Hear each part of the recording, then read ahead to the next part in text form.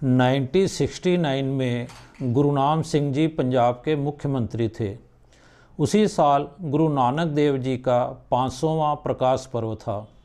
एक भव्य समारोह आयोजित किया गया जिसमें राष्ट्रपति वीवी गिरी, पख्तून नेता खान अब्दुल गफ्फार खान, बौद्धों के दलाई लामा और देश के तमाम सियासी दलों के नेताओं के साथ साथ जाने माने बुद्धिजीवियों ने शिरकत की।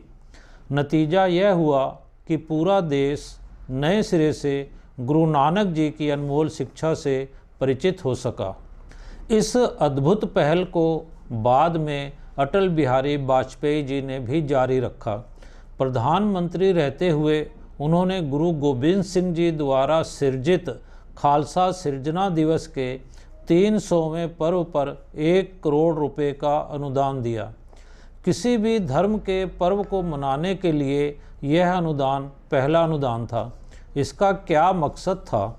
इसका मकसद था कि विश्व यह समझे, देश यह जाने कि सिख धर्म दूसरे धर्मों का सम्मान करते हुए जीवन को हर दृष्टि से समृद्ध करने का एक गौरवशाली धर्म है। इसी की प्रेरणा से सिखों ने धर्म रक्षा और देश रक्षा के लिए ऐसे ऐसे उदाहरण पेश किए कि भारत का सर गर्व से ऊंचा उठ गया। प्रधानमंत्री नरेंद्र मोदी जी इसी परंपरा के ध्वजवाहक हैं। सिख गुरुओं के प्रति उनके मन में अपार श्रद्धा है, इसीलिए सिखों की धार्मिक भावनाओं को वे आसानी से समझ लेते हैं। पाकिस्तान में रह गए गुरुद्वारों के प्रति सिखों के मन में यह ललक रहती है कि एक बार वहां मत्था टेकने का अवसर मिल जाए। इस भावना को समझते हुए मोदी जी ने पाकिस्तान स्थित करतारपुर तक कॉरिडोर बनवा दिया और इस तरह सिख श्रद्धालुओं की 70 साल पुरानी तमन्ना पूरी हो सकी। अब 2019 की बात करें। गुरु नानक देव जी की 550वीं जन्म शताब्दी मनाई जा रही थी। भव्य कार्यक्रम हो रहे थे।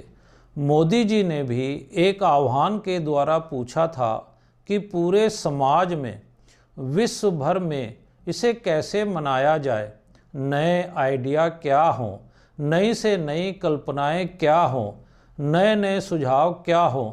उन्होंने बड़े आग्रह के साथ कहा था कि सभी इन सवालों पर सोचें और इसे अमली जामा पहनाएं ताकि हम सब गौरव के साथ इस प्रकाश पर्व को प्रेरणा पर्व बना सकें। इस आह्वान के परिणाम स्वरूप संस्कृति मंत्रालय ने राष्ट्रीय स्तर पर अनेक कार्यक्रम करवाए। कई संस्थाओं द्वारा स्कूली बच्चों से गुरु नानक देव जी की शिक्षा पर लेख लिखवाए और उन्हें पुरस्कृत किया गया। इसी क्रम में देश भर के मुख्यमंत्रियों और राज्यपालों के निवास स्थानों पर कीर्तन दरबार और लंगर लगवाए गए। इतना ही नहीं, विश्व भर के भारतीय दूतावासों में भव्य कार्यक्रमों के आयोजन किए गए। NRIs को आमंत्रित कर ऐतिहासिक गुरुद्वारों के दर्शन करवाए। राजनैतिक दृष्टि से लोगों में मत भिन्नता हो सकती है, आलोचना का सिलसिला भी चलता रहता है, परंतु हैरानी की बात है कि सिख समाज के बहुतेरे लोग मोदी जी के तमाम ऐसे कार्यों को अनदेखा करते आ रहे हैं। कई दशकों पहले एक गुमनाम से गैर सिख लेखक ने दसम पिता पर एक पुस्तक लिखी थी, साहिबे कमाल गुरु गोबिंद सिंह।